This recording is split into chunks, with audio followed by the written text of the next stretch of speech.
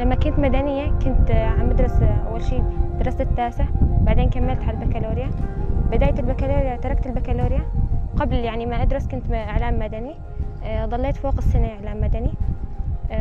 حبيت إنه أطور حالي يعني بعد الإعلام، إنه كانت حياتي بالإعلام أكتر شيء يعني متبعة حياتي العسكرية بس من دون سلاح.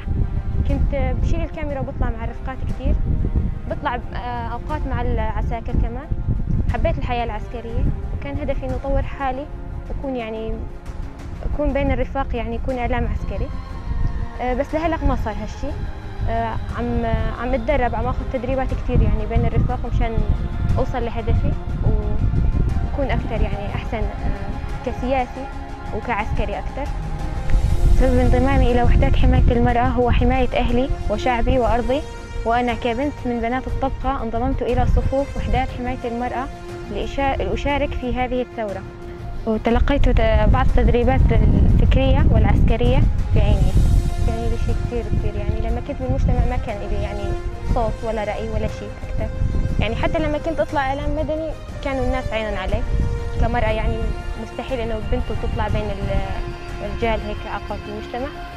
بس هون لا، إلي رأي وإلي يعني إلي صوت وإلي كلمة بين الرفاق أكثر شيء.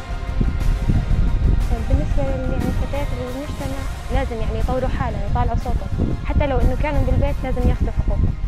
إذا ما حسنوا يطلعوا ويصيروا يعني مثل الرفيقات، يعني يحاولوا إنه يطالعوا صوتهم، يعني يثبتوا وجودهم بالمجتمع حتى لو ما حسنوا يكونوا بين الرفاق.